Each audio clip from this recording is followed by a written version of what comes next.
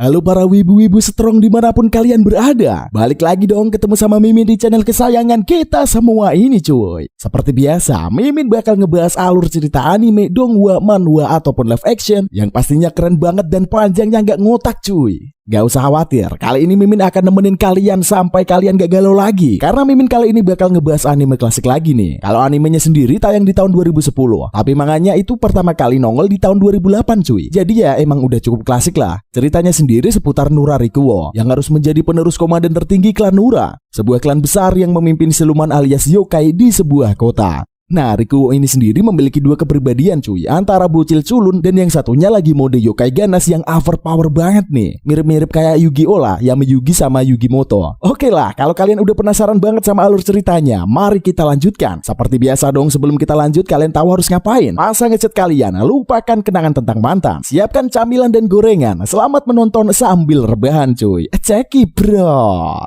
Suatu malam, Nura Rikuo dalam mode yokai mendatangi Gyuki di sebuah ruangan. Setelah bertahun-tahun, malam itu adalah malam pertama kalinya Rikuo dalam wujud yokainya cuy. Gyuki berkata bahwa ada darah komandan tertinggi di tubuh Rikuo. Tetapi saat siang datang, Rikuo akan berubah wujud manusia dan lupa tentang perubahan yokainya. Gyuki menodongkan pedang ke leher Rikuo, tetapi Rikuo tidak khawatir sama sekali. Dia menggunakan pedangnya dan menangkis pedang Gyuki.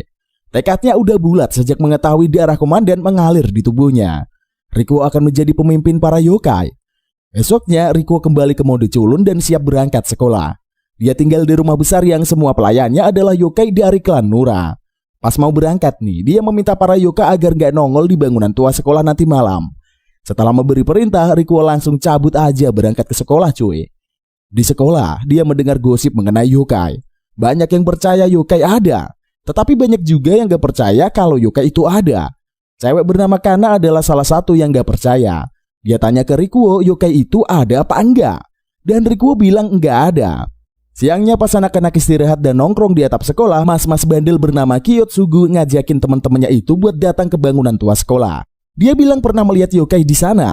Karena ada kubu yang percaya dan gak percaya, maka segerombolan anak-anak termasuk Rikuo dan Kana bakalan ikut pergi ke bangunan tua nanti malam. Pas Rikuo mau berangkat, malamnya dia dipanggil kakeknya yang merupakan pimpinan klan Nura saat itu cuy. Kakeknya bertanya apakah Rikuo udah mau jadi penerusnya atau belum. Sejak awal Rikuo memutuskan kalau dia udah gak mau jadi penerus pemimpin klan Nura. Dia pengen hidup kayak manusia biasa aja cuy. Setelah ngucapin itu, dia pun langsung caps menemui teman-temannya. Rikuo udah meminta yokai di klan Nura buat gak datang ke bangunan tua itu, sehingga harusnya siap mana-mana aja cuy. Tapi pas semua di depan bangunan, Rikuo mendapatkan firasat buruk. Mereka semua masuk ke gedung itu dan mulai menjelajahinya sambil was-was. Awalnya semua seperti harapan Rikuo karena gak ada yokai yang nongol. Tapi pas Rikuo ngelihat ke salah satu sudut, ternyata cuy, ada satu yokai yang gak dia kenal. Itu adalah yokai yang bukan dari klan Nura.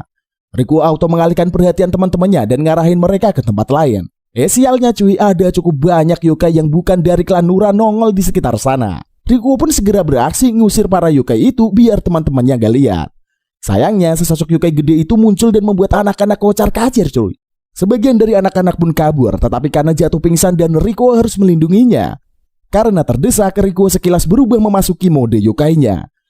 Tetapi saat itu juga, dua yokai lain muncul dan menghabisi yokai yang ingin menyerang tadi. Perubahan Rikuo pun terhenti. Dia melihat mas-mas dan mbak-mbak itu baru aja nyelamatin hidupnya cuy. Mereka lalu keluar dari gedung itu.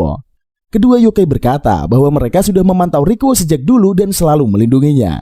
Pas mereka berubah ke mode manusia, Rikuo kenal mereka. Yang cewek bernama Surara dan yang cowok bernama Kurata. Mereka adalah teman sekolah Rikuo cuy. Mereka berdua ini menghilang saat Kana mulai sadar. Cewek itu lalu bertanya apa tadi mereka melihat yokai. Dan Rikuo bilang kalau yokai itu nggak ada. Besoknya, yokai bernama Zen merupakan pemimpin cabang klan Nura datang ke kediaman utama klan Nura. Pas Rikuo udah pulang sekolah, dia langsung nemuin Zen. Ternyata mereka udah akrab sedari kecil cuy, dan kayak kakak adean aja nih. Zen ngobrol mengenai komandan tertinggi, tetapi Rikuo bilang gak mau jadi komandan tertinggi. Ternyata Rikuo ini ngerasa kalau dirinya adalah manusia seutuhnya, dan gak mungkin kalau manusia memimpin para yokai. Sorenya Zen pulang mengendarai kereta yang diseret burung. Di perjalanan, dia dikompori bawahannya yang bernama Hibitayu buat bikin klan sendiri aja. Mereka cukup punya kekuatan untuk melepaskan diri dari klan Nura. Tetapi kesetiaan Zen ke klan Nura gak bisa diganggu-gugat. ternyata Hebitayu udah jadi kaki tangan kubu yang ingin memberontak. Zen yang fisiknya lemah pun langsung dihajar Hebitayu. Sedangkan Rikuo yang mengetahui Zen dalam bahaya langsung mengejar ke arah kepergian Zen. Hari sudah mulai malam. Pas Rikuo sampai di lokasi Hebitayu, ia ingin membunuh Zen. Saat itulah Rikuo datang dan mencoba menghentikannya. Tetapi Hebitayu meremehkan Rikuo dan langsung menyerang. Saat itu juga Rikuo berubah ke mode malam. Dia menghabisi Hebitayu dengan sekali serangan. Setelahnya Rikuo dan Zen ngobrol dalam mode itu cuy. Zen menyatakan sumpah setianya kepada Rikuo. Sementara Rikuo berjanji akan melindungi Zen. Mereka pun bersulang minum sake sebagai tanda sumpah mereka. Esoknya Rikuo kembali pergi ke sekolah. Ternyata Kyotsugu ini gak sempat lihat yokai pas ngebirit lari kemarin malam cuy. Mereka akhirnya percaya kalau yokai itu gak ada. Pas di kelas, bu guru ngenalin murid pindahan dari Kyoto. Murid itu adalah cewek bernama Yura. Sewaktu istirahat, Kyotsugu sok ngide bikin grup detektif supranatural. Dia langsung nunjuk anggotanya siapa aja termasuk Rikuo, Kana, Shima, dan Yura si murid baru. Mereka juga bakal meresmikan grup mereka di rumah Rikuo nanti sore.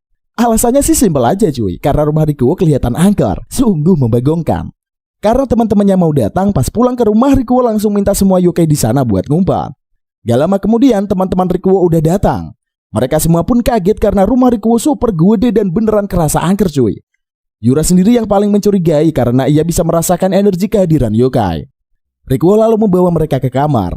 Pas sudah di sana nih, mereka langsung membahas jenis-jenis yokai yang ternyata ada banyak banget cuy. Setelahnya mereka malah mengelilingi rumah Rikuo karena pengen nyari yokai. Rikuo pun langsung ketar-ketir karena takut teman-temannya nemuin salah satu yokai di rumah itu. Untungnya selama menggeledah ruangan demi ruangan, situasi masih terkendali. Mereka ketemu kakek Rikuo di sebuah ruangan. Tapi mereka nggak sadar kalau kakek Rikuo adalah yokai. Wadadidaw, Mimin jadi merinding nih. Suatu ketika ada curut yang nongol di sekitar sana. Mereka semua pun kaget. Sementara Yura segera mengejar curut itu. Yura yakin kalau curut itu adalah yokai. Pas curut itu mau kabur, dia berubah menjadi gede dan nyeremin. Untungnya Yura berhasil menghabisi yokai itu dengan jurusnya. Rikuo dan lainnya pun kaget ngelihat aksi Yura. Ternyata Yura ini adalah salah satu dari pembasmi yokai. Dia berasal dari keluarga pembasmi yokai di Kyoto dan sedang mendapatkan tantangan untuk membasmi yokai sebanyak mungkin di tempat baru. Tak lama setelahnya teman-teman Rikuo pun pulang. Para yokai langsung nongol. Ternyata curut tadi bukanlah yokai dari klan Nura dan sepertinya sedang merencanakan sesuatu yang buruk di kediaman klan Nura. Sementara itu, Kana dan Yura jalan berduaan menyusuri kota. Pas di perjalanan, mereka dihadang sekelompok mas-mas yang ternyata adalah yokai cuy. Para mas-mas itu pun menunjukkan wajah asli mereka yang mirip curut. Tetapi Yura segera beraksi dan memunculkan anjing super jumbo bernama Tanro. Yura bisa mengajar para yokai curut itu, tetapi aksinya terhenti karena para curut menyandra Kana. Setelah itu Yura sukses diajar sampai semaput. Kemudian di kediaman klan Nura, Gyuki menemui Kubinashi. Mereka yakin kalau yokai curut tadi adalah salah satu anggota klan Kyushu. Para curut itu udah ngerebut wilayah milik klan Bakeneko yang dipimpin oleh Ryota. Di saat yang bersamaan, Rikuo didatangi seekor yokai curut yang ramah. Yokai itu mengaku dari klan Kyushu dan memberitahu kalau Kana dan Yura sudah ditangkap para yokai curut itu cuy. Karena khawatir, Rikuo segera mengikuti curut tadi mencari keberadaan dua temannya. Ternyata itu hanyalah jebakan. Yokai curut yang menemuinya adalah anak buah dari mas-mas yang menangkap Kana dan Yura. Rikuo pun dihadapkan ke mas-mas yang bernama Kyushu dan merupakan pimpinan klan. Kyushu mengancam akan menghabisi dua teman Rikuo di pagi hari jika Rikuo tidak segera memutuskan ikatan antara klan Nura dengan semua klan kecil yang menjadi anggota mereka. Rikuo pun dibiarkan pergi setelah itu cuy. Di perjalanan dia ketemu sama Ryota yang babak belur. Pemimpin klan Bakeneko itu pun segera ditolong Rikuo dan dibawa ke kediaman klan Nura. Rikuo bimbang setengah mati nih. Dia ingin menolong teman-temannya tetapi memutuskan ikatan dengan klan lain juga tidak baik. Ryota lalu berkata bahwa Kyushu pasti tidak akan menepati janjinya. Karena itu, Ryota bangkit dan berniat kembali ke markas klan Kyushu. Saat itulah Rikuo berubah jadi mode malam. Dia mengajak para petinggi klan Nura yang disebut Hyaki Yakou untuk membasmi para curut. Di markas Kyushu, Yura dan Kana berada dalam bahaya karena geng curut ingin memangsa mereka. Saat itulah dinding markas jebol dan para Hyaki Yakou masuk. Mereka dipimpin oleh Rikuo yang udah berada pada mode malam. Pertarungan pun terjadi coy. Dan pembantaian curut itu pun langsung dilaksanakan. Ryota maju menghadapi Kyushu, tetapi Kyushu terlalu kuat untuk dilawan. Karena itulah Rikuo menciptakan api yang mampu membakar curut itu sampai innalillahi cuy. Pertarungan pun berakhir dan teman-teman Rikuo berhasil diselamatkan. Sore harinya kakek Rikuo ngobrol dengan para petinggi. Mereka menduga kalau Kyushu pasti ada yang memprovokasi. Ada pihak lain yang gak mau Rikuo menjadi komandan tertinggi. Esoknya Rikuo gak masuk sekolah karena demam. Teman-temannya datang ke rumah dan menjenguk. Ternyata mereka bakalan pergi ke gunung dan melakukan kegiatan detektif supranatural. Gunung yang mereka tuju adalah Umerakuen. Beberapa hari kemudian, mereka berangkat menggunakan kereta menuju gunung Umerakuen. Ternyata karena gak mau Rikuo dalam bahaya, Aotabo diam-diam mengikuti tuannya itu. Pas mendaki gunung, mereka ketemu bapak-bapak bernama Adashibara yang ternyata adalah profesor sekaligus penulis tentang yokai. Mereka melanjutkan perjalanan bersama. Di perjalanan nih, Adashibara menjelaskan bahwa gunung Umerakuen dulu disebut dengan istilah lain yaitu gunung Neijirime. Surasa langsung menggandeng tangan Rikuo karena mereka tahu bahwa gunung Neijirime itu adalah tempat Gyuki tinggal. Sedangkan di kediaman klan Nura, kakek Rikuo diberitahu ibu Surasa kalau Rikuo dan Surasa pergi ke gunung Umarakuen atau Neijirime. Pas dengar Umarakuen disebut, Kurasa Tengu segera pergi untuk melakukan sesuatu. Seperginya Kuraso, ibu Surasa bilang kalau Gyuki pasti senang ngelihat Rikuo dan teman-temannya. Sementara itu kakek Rikuo berpikir bahwa Gyuki bukan hanya akan menyambut Rikuo dan yang lainnya. Ternyata kakek Rikuo ini udah ngeduga kalau Gyuki adalah pengkhianat di klan Nura cuy. Sementara itu, Rikuo dan yang lainnya udah semakin menjauh mendaki. Dan seketika itu juga Adashibara menunjukkan gelagat mencurigakan. Ternyata tubuh Adashibara sudah dikendalikan menggunakan benang laba-laba oleh sosok misterius yang bersembunyi di pepohonan. Yotsugu bilang mereka bakal menginap di penginapan milik Adashibara yang udah diberi jimat penangkal yokai. Saat itu juga Adashibara berjalan meninggalkan mereka. Saat menuruni gunung, dia bertemu dengan Aotabo yang menanyakan arah. Adashibara asal menunjukkan arah sehingga Aotabo pergi meninggalkannya. Setelahnya, sosok misterius yang mengendalikan Adashibara memutus benang-benangnya. Adashibara langsung sadar dan bingung kenapa dia ada di sana. Di atas pepohonan, sosok misterius itu kedatangan rekannya. Mereka berdua bernama Mezumaru dan Gozumaru. Keduanya berencana memisahkan Aotabo dengan rombongan Rikuo. Kemudian nanti malam mereka akan memenggal kepala calon komandan tertinggi tersebut. Rikuo dan yang lainnya sampai ke penginapan misterius. Mereka dijamu dengan mewah oleh para pelayan. Pas cewek-cewek itu mandi di pemandian air panas, Rikuo dan cowok-cowok pergi ke sekitar hutan mencari yokai. Surasa pun juga ngikut tuannya itu. Sementara itu, karena yang cemburu ngelihat kedekatan Rikuo dan Surasa langsung cabut aja dan ngikutin para cowok-cowok itu pergi. Saat itulah sekumpulan yokai nongol di sekitar pemandian air panas dan mengincar cewek-cewek yang lagi mandi cuy. Untungnya Yura segera beraksi dan menciptakan binatang panggilan untuk melawan para yokai. Sementara itu Shima dan Kyotsugu malah semaput di perjalanan. Sementara Surasa kepisah dari rombongan. Dia diserang Gozumaru tetapi berhasil menangkis pedang Gozumaru dengan es yang diciptakannya. Surasa berkata bahwa dia berasal dari klan Nura. Gozumaru mengetahuinya tetapi dia gak peduli sama sekali cuy. Dia segera menyerang Surasa tetapi Rikuo langsung muncul dan menyelamatkannya. Sementara itu Aotabo menemukan Kyotsugu dan Shima yang semaput. Dia membawa dua anak itu pergi menuju penginapan. Di penginapan itu sendiri, Mezumaru dan para yokai masih bertarung melawan Yura. Saat itu juga, klan Tengu dan beberapa yokai klan Nura muncul dan mengajar Mezumaru serta anak buahnya. Mereka semua ditangkap dan dibawa pergi untuk diinterogasi. Tak lama kemudian, Aotabo muncul di sana dan meletakkan dua cowok yang semaput itu. Kembali ke Rikuo, dia beradu pedang melawan Gozumaru. Meski dalam wujud manusianya, dia bisa memiliki ilmu pedang yang sangat lihai. Gozumaru terdesak serangan-serangan yang dilancarkan oleh Rikuo. Tetapi karena tak mau kalah, dia menunjukkan sosok aslinya yang mengerikan. Saat itu juga Rikuo berubah ke mode malam dan membantai Gozumaru dengan sangat mudah cuy. Rikuo mendekati Surasa yang terluka, kemudian menggendongnya dan pergi meninggalkan lokasi pertarungan. Sedangkan Kana masih berkeliling sendirian di kawasan hutan. Celakanya, senter yang ia bawa terjatuh dan mati. Rikuo muncul dalam wujud malam sambil membawa Surasa. Dia berhenti di depan Kana dan meminta cewek itu membawa Surasa ke penginapan. Rikuo juga menciptakan cahaya di sepanjang jalan menuju penginapan. Setelah menyerahkan Surasa, Rikuo pergi ke tempat di mana Gyuki berada. Kejadian seperti di awal anime ini pun mulai terjadi. Gyuki dan Rikuo bertarung di ruangan itu. Di tengah-tengah pertarungan, Rikuo bertanya apa yang dilakukan Gyuki jika berhasil membunuhnya. Gyuki berkata setelah dia membunuh Rikuo, maka dia akan membunuh dirinya sendiri. Saat itulah dia menceritakan masa lalunya. Ayahnya dulu adalah seorang jenderal perang, sementara ibunya hanyalah ibu rumah tangga biasa cuy, bukan PNS. Mereka berdua tak juga dikaruniai anak meski sudah menikah cukup lama. Sampai suatu malam nih, cahaya aneh masuk ke dalam tubuh ibunya. Perempuan itu pun hamil dan melahirkan beberapa bulan kemudian. Anak mereka diberi nama Ume Wakamaru. Saat Ume Wakamaru masih kecil, ayahnya meninggal dunia saat berperang. Sejak saat itulah Ume Wakamaru bertekad untuk menjadi ahli pedang seperti bokapnya. Dia pergi meninggalkan rumah untuk belajar. Ume Wakaru berlatih di sebuah kuil dan menjadi biksu, tapi bukan biksu tong. Namun suatu ketika dia mendengar kabar ibunya sakit keras.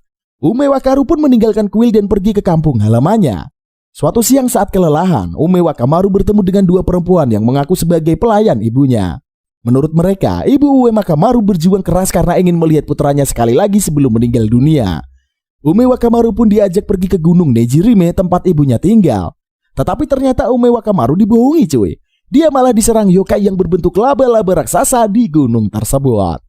Ume Wakamaru bertarung melawan yokai itu sampai terdesak. Dia juga tahu kalau ibunya sudah dimakan yokai tersebut. Karena itulah dia melompat ingin menyerang, tetapi malah diterkam yokai itu. Tak lama kemudian Ume Wakamaru menjebol tubuh yokai itu. Dia bertekad akan menjadi yokai atas kehendaknya sendiri dan membasmi manusia. Dua perempuan yang menjebaknya tadi langsung dihabisi. Setelahnya dia menyebut dirinya sebagai Gyuki. Dia mulai menguasai gunung itu dan membantai manusia maupun yokai yang ada di sana. Suatu ketika, klan Nura yang dipimpin komandan tertinggi menyerbu gunung Nejirime. Gyuki dan komandan tertinggi berduel mati-matian. Gyuki kalah, tetapi komandan tertinggi mengampuni nyawanya. Dia malah mengajak Gyuki untuk menjadi bawahannya cuy. Suatu malam, Gyuki mendatangi pesta yang digelar oleh komandan tertinggi. Dia menghadap komandan tertinggi dan menyatakan sumpah setia sambil minum sake. Kembali ke pertarungan, Gyuki tak mau kalau klan Nura hancur karena Rikuo tidak sepenuh hati ingin menjadi pemimpin. Keduanya pun terus saling serang dan berhasil melukai satu sama lain. Sampai akhirnya Rikuo berhasil menumbangkan Gyuki. Saat itu Gyuki berkata bahwa dia rela membunuh siapa saja agar klan Nura tidak hancur, sekalipun yang harus dia bunuh adalah Rikuo. Saat itulah klan Kurasu Tengu muncul di sana dan mencoba menyerang Gyuki. Namun Rikuo menghentikan aksi mereka. Saat itulah Gyuki berniat menghabisi dirinya sendiri. Akan tetapi Rikuo menghentikannya cuy. Dia meminta Gyuki tetap ada di klan Nura dan dia berjanji akan menjadi komandan tertinggi. Urusan mengenai sisi lain dirinya, Rikuo mempersilahkan Gyuki bertanya kepadanya sendiri. Esoknya, Gyuki tersadar dan sudah ada di kediaman utara klan Nura. Rikuo dalam mode manusianya menemuinya. Dan dia akhirnya sudah sadar kalau dia memiliki darah yokai. Rikuo juga meminta Gyuki tetap ada di klan Nura karena Gyuki sangat mencintai klan itu. Rikuo pergi dan bertemu dengan kakeknya. Awalnya kakek Rikuo ingin memberi pelajaran pada Gyuki. Akan tetapi Rikuo menahannya. Dia menjelaskan bahwa apa yang dilakukan Gyuki adalah karena dia sangat mencintai klan Nura. Kakeknya pun meminta Rikuo untuk menjelaskan kepada para anggota lain klan Nura. Beberapa saat setelahnya, pertemuan dari perwakilan klan bersatu dengan klan Nura berkumpul. Untuk pertama kalinya, Rikuo hadir di rapat tersebut. Saat semuanya sudah berkumpul, Rikuo mulai menjelaskan situasinya. Dia menjelaskan alasan Gyuki bertindak seperti itu.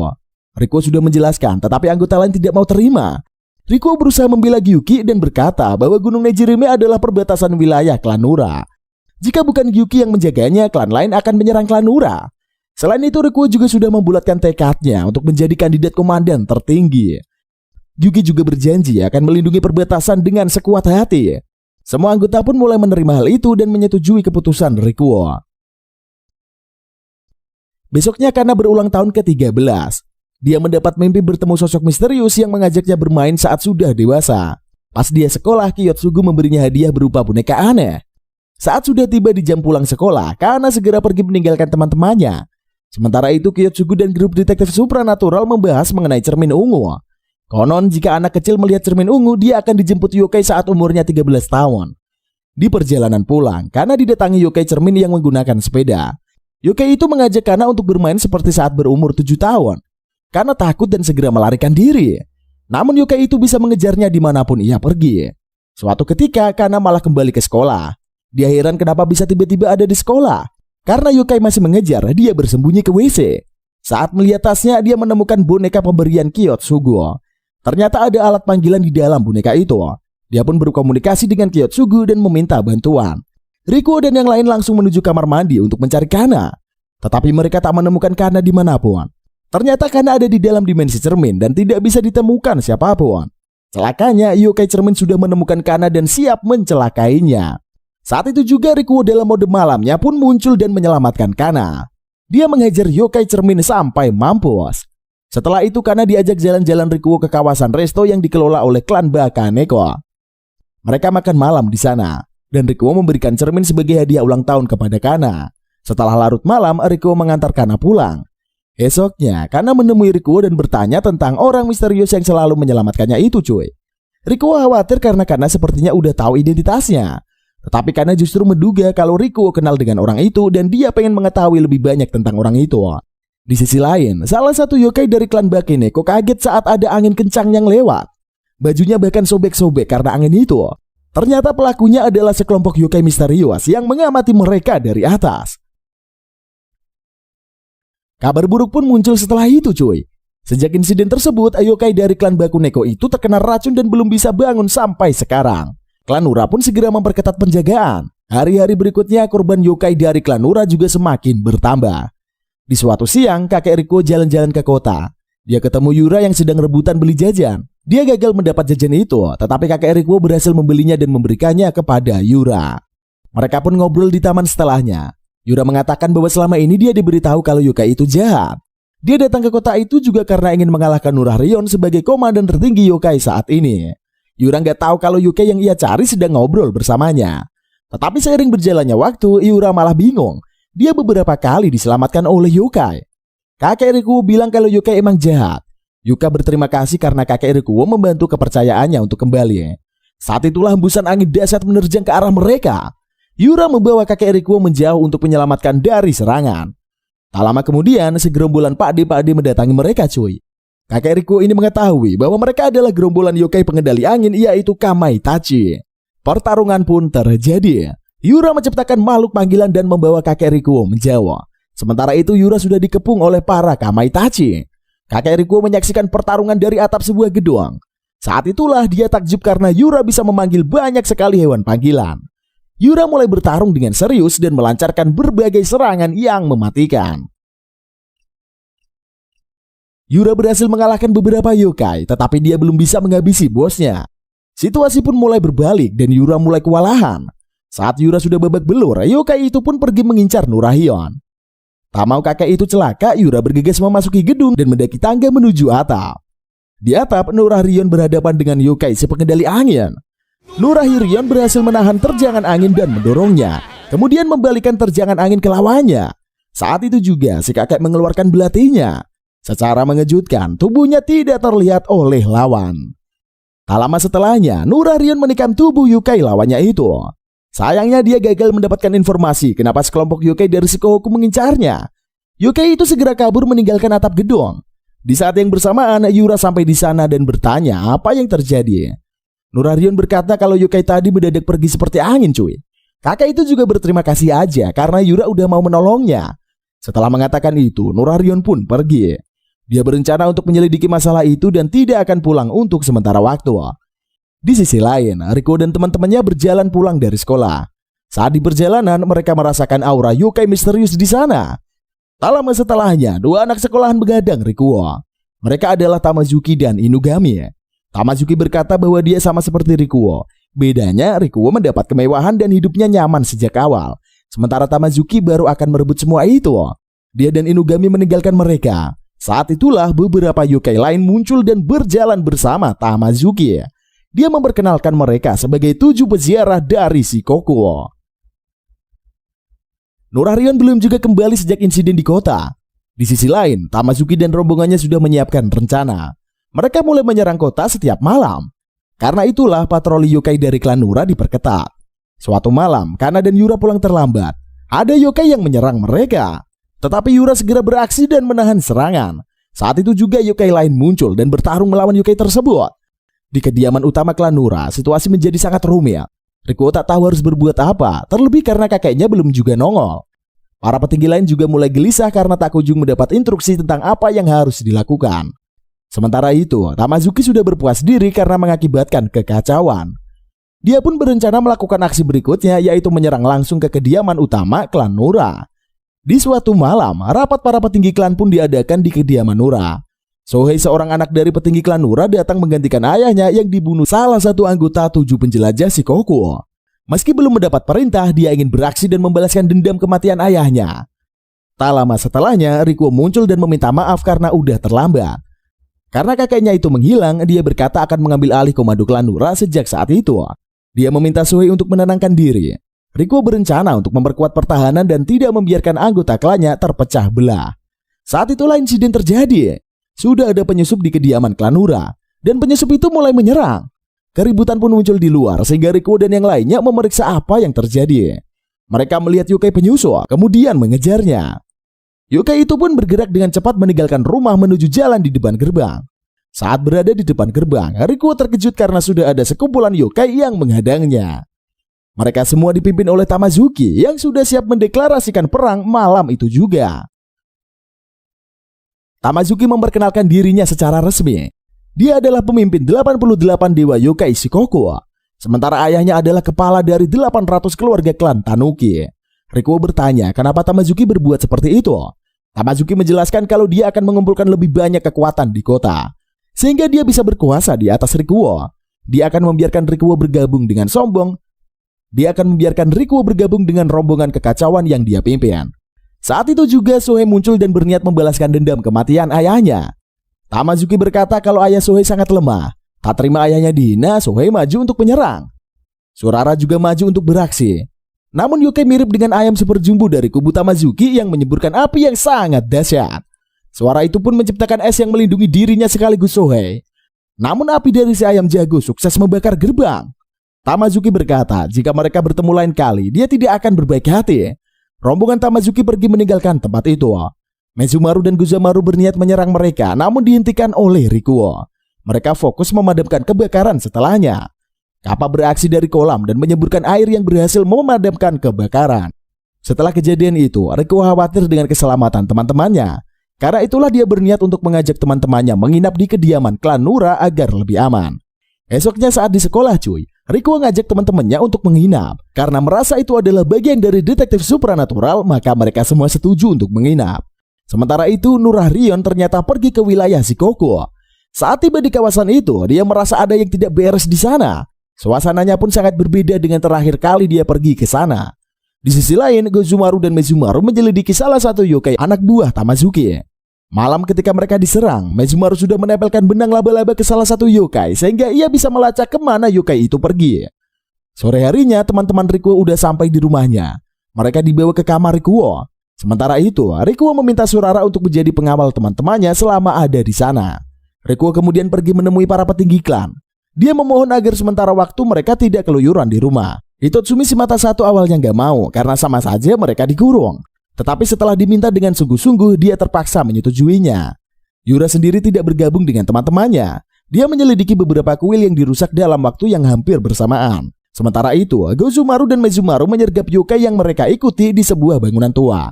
Mereka mengejar yokai itu yang ternyata sangat lemah Gozumaru dan Mezumaru sampai heran kenapa yokai selemah itu bisa jadi anggota yokai Shikoku. Pas yokai itu udah babak belur, dia malah ketawa tiwi. Hujan pun mulai turun dengan deras saat itu. Dan karena atap bangunan sudah jebol, maka air bisa masuk ke dalam. Yokai itu mengaku bernama Genki Kozo. Seketika itu juga dia menciptakan pusaran air yang masuk ke bangunan itu dan menerjang Gozumaru serta Mezumaru. Mereka berdua langsung berlari menjauhi musuh mereka. Nama Genki Kozo sempat tidak asing di telinga Gozumaru. Sementara itu Rikuo dikabari sesuatu. Dia langsung pergi keluar dan menemui Kappa. Setelah diberitahu permasalahannya, Rikuo bersedia ikut pergi bersama. Mereka pun segera pergi ke sebuah pabrik pemurnian air tempat Genki Kozo beraksi. Kappa menduga Genki Kozo berniat menghancurkan pabrik pemurnian air dan menimbulkan kekacauan. Rikuo sudah dalam mode yokainya. Ia memuji insting Kappa yang menduga bahwa Genki Kozo akan datang ke pabrik pemurnian air. Dia diminta Kappa agar jangan sampai menghancurkan pabrik pemurnian air saat bertarung Meski itu permintaan yang sulit, tetapi Kappa akan mencobanya sebaik mungkin. Duel antara Kappa melawan Genki Kozo pun dimulai. Mereka mengendalikan air di sekitar sana untuk saling menyerang. Yura yang menyelidiki misteri kuil rusak di dekat sana melihat pertarungan para yokai itu. Dia juga melihat Rikuo yang berdiri menyaksikan pertarungan antara yokai. Cewek itu segera berlari menuju pabrik pemurnian air untuk menemui mereka. Sementara itu Kappa dan Genki Kozo masih saling serang. Keduanya pun bertarung sangat sengit cuy, sampai akhirnya Kappa berhasil melempar Genki Kozo keluar dari permukaan air. Sayangnya saat itu juga yokai si ayam jago muncul dan membawa Genki Kozo pergi menjauh. Pertarungan pun berakhir dan Rico langsung mengajak Kappa kembali ke kediaman klan Nura. Yura sampai di pabrik pemurnian air saat para yokai sudah menghilang. Dia sangat yakin ngelihat dua yokai bertarung sekaligus Rico yang ada di sana. Sementara itu Rico sudah kembali ke rumahnya. Di sana dia berubah menjadi mode culun dan menemui teman-temannya lagi cuy. Beberapa hari setelahnya, salah satu anggota 7 peziarah yaitu Bude-Bude bernama Kagibari menyamar jadi pelayan di kedai milik Bakuneko. Di sana dia bisa mencari informasi mengenai klan Nura. Esoknya rapat petinggi klan Nura diadakan. Mereka mendapat kabar bahwa pemimpin klan Obake dan beberapa pengawalnya sudah diserang. Hitotsumi menanyakan Rikuo karena ada serangkaian penyerangan dalam waktu yang dekat cuy. Dia juga menganggap Rikuo udah gak becus ngurusin klan. Tetapi dia meminta tenang karena bukan waktunya untuk marah-marah. Setelah diselidiki baik-baik, sepertinya ada yang membocorkan info mengenai klan Nura kepada yokai dari Shikoku. Rikuo pun segera meminta Karasu Tengu menyelidiki kebocoran informasi tersebut. Di sisi lain, Yura sedang berjalan di sekitar gang ketika melihat Kagibari. Dia menghentikannya sehingga mereka berdua pun bertarung. Menyadari Yura adalah pembasmi yokai, Kagibari segera melarikan diri. Yura mengejarnya tetapi kehilangan jejak. Dia mencoba merasakan aroma yokai dan dia justru sampai di rumah Rikuo. Di sana dia bertemu dengan teman-temannya yang sedang menginap. Yura ngobrol dengan Rikuo kalau dia baru aja bertemu dengan Kagibari. Setelah menunjukkan ciri-ciri dan arah kedatangannya, Rikuo pun langsung paham sesuatu. Dia bergegas meminta Karasu Tengu untuk menyelidiki info yang baru aja dia dapat. Saat hari mulai sore, Yura pamit meninggalkan rumah itu cuy. Rikuo meminta Kejiro untuk mengikuti Yura dan memastikan keamanannya. Malam harinya, Karasu Tengu kembali dengan sketsa Kagibari. Mereka akhirnya mengetahui kalau Kagibari bekerja di kedai Bakuneko dan cari info dari sana. Rikuo dan para yokai bawahannya pun segera pergi ke kedai Bakuneko. Di sana Hitotsumi ternyata sedang teler ditemani Kagibari dan ngoceh-ngoceh tentang banyak hal. Pas Rikuo dan rombongannya sampai ke sana, Kagibari segera melarikan diri karena tidak mau celaka cuy. Saat itu juga, Hitotsumi sadar kalau selama ini dialah yang membocorkan informasi ke 7 peziarah Shikoku. Di pelariannya, Kagibari mencari tahu kenapa dia bisa ketahuan. Dia langsung teringat Yura. Karena itulah dia langsung pergi mencari keberadaan si Yura cuy. Mereka bertemu di sebuah area kosong. Karena jengkel, Kagibari langsung menyerang Yura dengan rambut-rambutnya. Yura pun mencoba melawan, tetapi Kagibari sudah ngamuk jadi susah dikalahkan. Untungnya Kejiro muncul dan menghentikan Kagibari.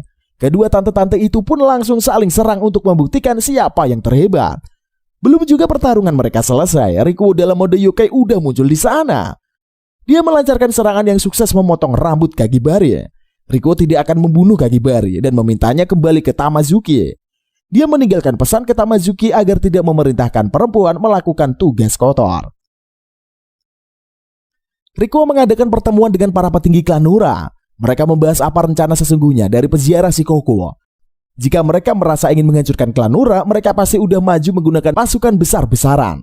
Sedangkan selama ini mereka justru menyerang anggota klan satu persatu aja cuy. Esoknya saat ngumpul dengan teman-temannya, Rikuo mengetahui kalau ada beberapa kuil yang udah dihancurkan. Mereka semua pergi bersama-sama dan ngecek beberapa lokasi kuil yang udah hancur. Di sana mereka juga bertemu dengan Yura juga mengecek kondisi kuil itu. Rikuo menduga bahwa kejadian perusakan kuil itu bukanlah kebetulan semata. Sementara itu, Nurarion bertemu dengan yokai raksasa penguasa Shikoku. Mereka bertarung selama beberapa saat cuy. Sampai akhirnya saling mengenali satu sama lain. Mereka pun langsung akrab dan pergi dari tempat tinggal yokai tersebut. Ternyata cuy, si yokai raksasa itu adalah Inugami Gyobu Tanuki. Kembali ke Rikuo, setelah dia dan teman-temannya kembali ke rumah nih, Rikuo ngobrol sama Kejiro. Cewek itu berterima kasih karena udah menolongnya kemarin malam. Saat itulah Rikuo menyadari sesuatu, bahwa di saat yang bersamaan dengan penyerangan Kagibari ada juga kuil yang rusak. Rikuo segera mengumpulkan para petinggi. Dia sudah tahu tujuan peziarah Shikoku dan selama ini semua penyerangan hanyalah pengalian isu. Tujuan mereka yang sebenarnya adalah merusak kuil-kuil demi menghancurkan Tochigami di dalamnya. Tochigami itu sendiri adalah simbol sekaligus fondasi klan. Sehingga jika dihancurkan maka klan Nura tidak memiliki harga diri lagi. Sejak saat itulah Rikuo memerintahkan penjagaan di semua kuil yang masih tersisa. Di suatu sore, Kyotsugu dan Shima diam-diam pergi ke sebuah kuil yang masih utuh. Setelah mencari informasi, perusakan kuil itu jika dibuat garis penghubung membentuk spiral dan pusatnya adalah kuil yang mereka datangi. Setelah browsing di forum Supranatural, Kyotsugu mendapatkan info kalau pelaku perusakan kuil itu kemungkinan besar adalah yokai cebol bernama Sodemoki. Biasanya Sodemoki bakal mengendap-endap ke punggung seseorang dan memanggilnya. Kalau orang itu menoleh dan memandang wajah Sodemoki, maka orang itu bakal kena kutukan cuy. Ngeri kali cuy. Shima pun gak terlalu peduli dan malah asik main bola aja. Pas dia ngelihat ke arah sohibnya, ternyata Sodemoki udah ada di belakang Kyotsugu. Celakanya Kyotsugu hampir menoleh ke belakang. Gak mau sohibnya meninggoy, Shima menendangkan bola dan sukses mengajar wajah si yokai cebol itu. Yokai itu pun langsung kabur. Sementara Shima dan Kyotsugu langsung mengejarnya. Saat itu juga Rikuo melihat kejadian tersebut. Gak mau kedua temannya terlibat urusan yokai, Surara langsung menciptakan es di jalanan sehingga Shima dan Kyotsugu tergelincir menjauh. Rikuo dan Surara segera menghadang si yokai cebol. Sayangnya, yokai lain yaitu si ayam jago super jumbo dan satu yokai lainnya muncul. Sodemoki berhasil melarikan diri karena dibantu oleh yokai rekannya. Untungnya yokai lain dari klan Nura muncul dan menghadapi si ayam jago. Karena itulah Rikuo dan Surara bisa pergi dan mengejar si yokai cebol. Para yokai klan Nura bertarung dengan hebat. Meski si ayam jago bisa menyemburkan api, tetapi mereka bisa mengatasi semua serangan. Setelah pertarungan berlangsung lama, mereka berhasil mengubah si yokai ayam jago jadi ayam geprek sambil matah cuy. Esoknya saat teman-temannya bikin origami di kamar, Rikuo sedang merenung di teras. Surara nemuin dia dan ngajak ngobrol. Rikuo bilang meski Tochigami hanyalah dewa bumi yang sangat lemah, tetapi klan Nura udah meminjam kekuatan mereka sejak dulu kala. Saat itulah dia ditemui yokai bawahannya. Mereka sudah melakukan perlindungan di setiap kuil para Tochigami cuy. Masalahnya adalah ada banyak sekali Tochigami di sekitar sana. Dan ada juga yang sangat kecil dan tidak diketahui. Tadi siang Rikuo dan kawan-kawannya juga udah ngunjungin sebuah kuil kecil milik Tochigami. Ternyata itu adalah kuil milik Tochigami bernama Senba. Di saat yang bersamaan, teman cewek Rikuo yaitu Natsumi udah bikin banyak bangau kertas dan pergi dengan tergesa-gesa. Di perjalanan dia nabrakin Kutabu dan langsung minta maaf cuy. Ternyata Natsumi pergi mengunjungi kuil milik Senba. Lalu sang Tochigami pun dengan kekuatannya menyembuhkan penyakit. Natsumi berterima kasih kepada Senba karena udah pernah menolongnya dulu. Dia juga minta maaf karena udah semakin jarang berdoa di kuil itu. Saat itulah si yokai cebol mendatanginya. Celakanya Natsumi menoleh ke arah yokai itu dan terkena kutukan. Dia nyaris diserang, tetapi Kurotabu datang dan membuat si yokai cebol pergi. Rikuo dan Surara sampai di sana. Mereka khawatir karena Natsumi sudah terkena kutukan. Gadis itu segera dilarikan ke rumah sakit cuy. Sementara Rikuo kembali ke kuil Senba menemui Kurotabu. Saat itu juga Senba yang tubuhnya sudah sangat kecil menemui mereka. Dia tak bisa menyembuhkan Natsumi karena gadis itu terkena kutukan. Satu-satunya cara menghilangkan kutukan itu adalah membunuh Sodemoki. Rikuo dan Kurotabu pun langsung menyusun rencana. Di malam yang sama, mereka pergi ke kuil Tochigami. Saat Sodemoki muncul, Kurotabu langsung menikamnya menggunakan pedang. Saat yokai cebol itu sekarat, Rikuo bertanya apakah kutukannya akan hilang jika dia mati. Sodemoki membenarkannya, tetapi meski kutukan itu hilang, kondisi Natsumi tetap akan kritis dan perlahan-lahan memburuk. Tubuh si cebol pun melebur lenyap setelah itu. Di sisi lain, Senba mengingat masa lalunya. Sama seperti dewa lain, dia akan kuat jika ada banyak manusia yang mengingat serta berdoa kepadanya. Namun seiring berjalannya waktu, semakin sedikit manusia yang berdoa kepadanya. Tubuhnya pun mulai mengecil sepanjang waktu. Sampai akhirnya Natsumi datang ke kuil itu untuk mendoakan kesembuhan keluarganya. Sejak saat itulah Natsumi mulai rajin berdoa di kuil itu. Dengan kekuatannya yang sekarang, mustahil Senba bisa menyembuhkan Natsumi. Tapi saat itulah teman-teman Rikuo datang ke kuil itu dan memberikan origami buatan mereka. Kekuatan Senba pun mulai muncul dan dia segera menyembuhkan Natsumi. Esoknya Natsumi sudah mulai sembuh dan bisa meninggalkan rumah sakit. Di Shikoku, Nura Rion ngobrol dengan Tanuki. Mereka membahas mengenai 7 peziarah Shikoku. Menurut Tanuki, Tamazuki memiliki ambisi untuk jadi penguasa para yokai. Di antara semua anggota 7 peziarah, yang paling berbahaya adalah Inugami. Sementara itu teman-teman Rikuo mendapatkan info dari situs Supranatural. Konon ada 2 proyektor tua di gedung sekolah lama mereka. Jika proyektor itu diputar, maka sosok yokai akan terlihat. Mereka langsung meninggalkan rumah Rikuo. Karena di luar sedang berbahaya, Rikuo berusaha menghentikan mereka. Namun saat itu juga ada telepon masuk untuknya.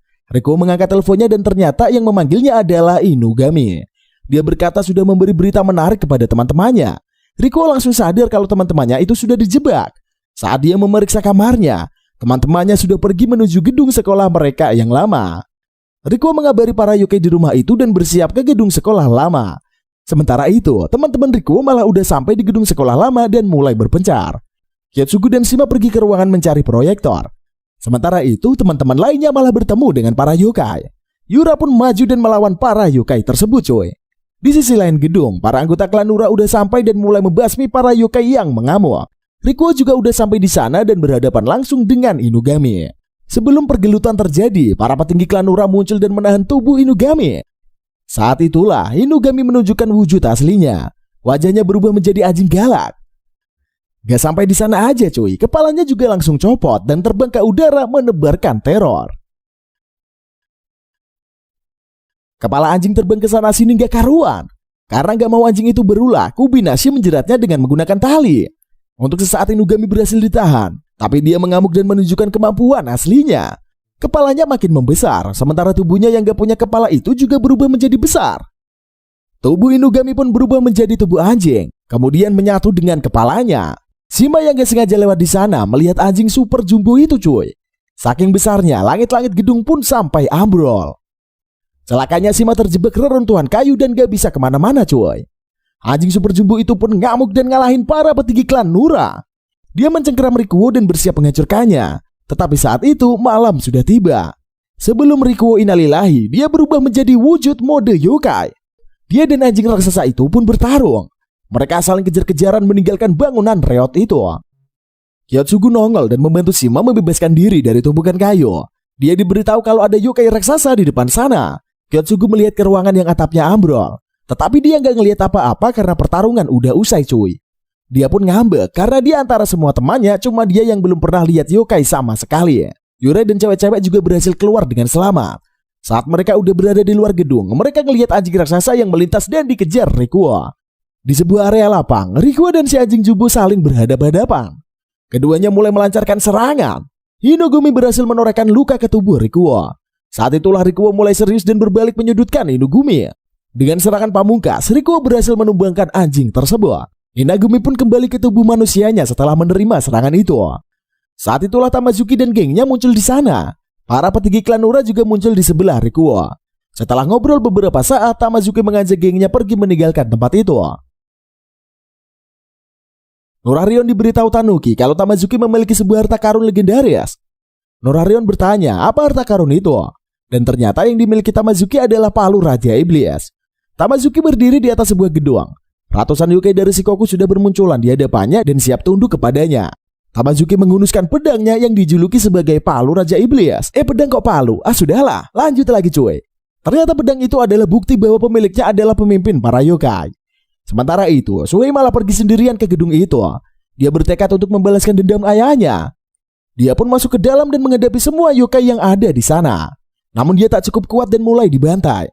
Untungnya para petinggi klan Nura datang dan membawa Shuhei untuk pergi. Rikuo segera mendatangi Shuhei yang babak belur. Dia merasa gak berguna karena tidak berbuat apa-apa. Dia berkumpul dengan para petinggi dan ingin menyerang markas Tamazuki. Sayangnya kedudukan dia dan para petinggi sama, karena sudah mengikat sumpah serapah kepada Nurarion. Rikuo pun harus memimpin Hyakiyon Kuya sendirian.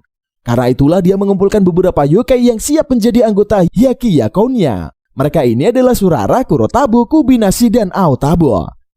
Mereka duduk bersama di bawah pohon sakura yang sedang mekar. Kemudian saling bersulang minum sake. Setelah itu, mereka secara resmi telah membentuk Hyakiyako. Setelah proses itu selesai, mereka semua bersiap-siap untuk pergi ke markas Tamazuki. Shuhei bangun meski sudah babak belur dan berniat membalaskan dendam. Namun Rikuo melarangnya karena tubuh Shuhei masih babak belur. Sebagai gantinya, Rikuo dan rekan-rekannya yang akan beraksi mengalahkan Tamazuki dan gengnya. Tanuki dan Nurarion menaiki kereta untuk pergi ke kota tempat klan Nura berkuasa. Di perjalanan, Tanuki menceritakan apa yang terjadi 300 tahun yang lalu. Dulu Tanuki memimpin para yokai untuk membantai sebuah kerajaan. Harusnya peperangan itu bisa dimenangkan mereka dengan mudah. Namun keadaan justru berbalik. Para yokai dibantai sampai tak tersisa menggunakan sebuah pedang yang disebut palu Raja Iblis. Sementara itu, Tamazuki mengetes kekuatan palu Raja Iblisnya. Dia mengajar ratusan yokai di hadapannya. Setelah melakukannya, dia memimpin semua yokai yang dia pimpin untuk segera maju untuk menggempur klan Nara. Di kediaman klan Nura sendiri, Rikuo mengajak para yokai lain minum sake untuk bergabung menjadi anggota Hyakiyakonya.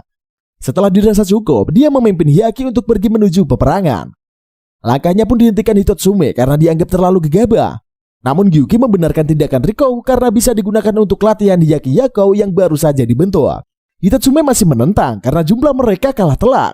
Saat itulah Yukai Gagak datang dan mengabari bahwa pasukan bantuan telah siap membantu. Dengan tambahan pasukan, maka Riko memiliki cukup kekuatan untuk melawan dan mengalahkan Tamazuki dan pasukannya cuy. Gozumaru dan Mezumaru menyamar menjadi cewek dan menyelinap ke pasukan musuh. Mereka membagikan makanan dan minuman sambil mencari informasi. Dari para Yukai musuh, mereka mendapatkan info kalau Tamazuki memiliki palu Raja Iblis, sehingga pasti akan memenangkan pertarungan. Gozumaru dan Mezumaru berniat mencuri pedang itu dan menyerahkan sisanya ke keluarga inti. Tetapi mereka ketahuan dan langsung diajar Tamazuki. Beberapa saat setelahnya, kedua pasukan Yukai itu sudah menghilang berhadapan-hadapan. Saat itulah Tamazuki mengubah wujudnya yang menjadi berambut putih gondrong. Setelah ngobrol gak mutu, kedua pasukan Yukai itu pun saling bertarung. Riko menggunakan jurus tak terlihatnya dan mendekati Tamazuki tanpa diserang musuh. Hanya Tamazuki lah yang bisa melihatnya. Saat mereka berdua bertarung, barulah semua Yukai itu bisa melihat keberadaan Rikuo. Kemampuan pedang Rikuo bisa mengungguli Tamazuki. Yosuzume muncul di belakang Rikuo dan membuatnya tak bisa melihat. Memanfaatkan keadaan itu, Tamazuki maju untuk menyerang. Suara muncul dan melindungi Rikuo. Sayangnya saat itu juga Yosuzume datang dan membuatnya kehilangan pandangan. Setelah itu Yosuzume juga membuat pandangan semua prajurit klan Nura menghilang. Surara dan Rikuo pun saling berdekatan dan melindungi satu sama lain. Saat itulah Tamazuki meminta Yosuzume untuk menyerang Surara. Di saat-saat terakhir cuy, Surara menyibak rambutnya dan menunjukkan mata kirinya yang udah terlindungi es dan tidak dibutakan. Dia mengajari Yosuzume sampai innalillahi wa inna ilaihi rajiun cuy. Seketika itu juga pandangan semua orang pun kembali normal. Rikuo yang bisa kembali melihat segera melanjutkan pertarungan melawan Tamazuki. Pertarungan terus berlanjut antara kedua kubu itu. Saat itulah Tamazuki menggunakan kekuatan yang sesungguhnya. Dia mencabut palu Raja Iblis dan berubah tak terkendali. Bukannya menyerang musuh, dia malah menyerang pasukan yokainya itu sendiri. Gozumeru dan Mezumeru muncul di depan Rikuo dan menjelaskan kalau pedang itu menyerap kekuatan yokai yang dibantai. Semakin banyak yokai yang dibantai, maka kekuatannya akan semakin kuat. Tamazuki semakin tak terkendali karena kekuatannya semakin meluap-luap. Kagibari datang untuk menenangkannya, tetapi Tamazuki malah menghabisinya dengan sekali tebasan. Dia semakin mengamuk dan melakukan pembantaian habis-habisan. Di sisi lain, Yura dan Kana berlari mendekati aura yokai yang sangat banyak cuy. Celakanya cuy, Tamazuki yang udah kalah muncul di depan mereka. Yura mencoba melawan Tamazuki, tetapi cewek itu dikalahkan dengan mudah. Untungnya Rikuo muncul dan menyelamatkannya. Saat itu pula Inugami muncul dan menyandra Kana. Inugami ngoceh kalau nggak ada gunanya bagi yokai melindungi manusia. Karena ketakutan, Rikuo meminta Kana untuk menutup matanya jika takut. Saat itulah Kana ingat akan masa lalunya. Dulu saat kendaraan yang ditumpanginya kecelakaan akibat yokai, Rikuo juga muncul dan memintanya menutup mata jika ketakutan. Kana baru tersadar kalau selama ini Rikuo sudah selalu menyelamatkannya. Saat itulah Tamazuki malah ngebantai Inagumi. Setelah Inagumi innalillahi, kekuatannya terserap ke palu Raja Iblis. Dengan kekuatan itu, dia siap untuk membunuh Rikuo. Di sisi lain, Rikuo juga siap untuk menghadapi lawannya itu. Dan anime ini pun kelar pas lagi seru-serunya cuy. Oke lah, Mimin sedikit kecewa nih. Kenapa nggak diselesain aja? Mungkin ada season selanjutnya cuy. Langsung aja kita masuk ke bagian kesimpulan biar lebih afdol dan biar kalian ada pembahasan buat di kolom komentar. Tipikal anime klasik ini episodenya agak banyak. Setiap episodenya ada konflik tersendiri. Dan di pertengahan banyak hal yang harusnya bisa didapetin. Udah pasti dong endingnya gantung segantung-gantungnya cuy. Padahal harusnya dengan jumlah 20 episode ini udah cukup banget buat nampilin aksi duel pamungkas antara Rikuo dengan Tamazuki. Tapi ya selain masalah itu, keseluruhan ceritanya oke banget dan seru banget buat diikuti. Oke lah, tapi segini aja konten kali ini karena Mimin udah mulai ngos-ngosan cuy. By the way, terima kasih buat kalian semua yang udah menonton sedari awal sampai akhir. Jangan lupa dong bantu di like, comment, dan subscribe biar Mimin semakin kegirangan. Sampai ketemu di konten-konten berikutnya. See you in the next video and bye-bye.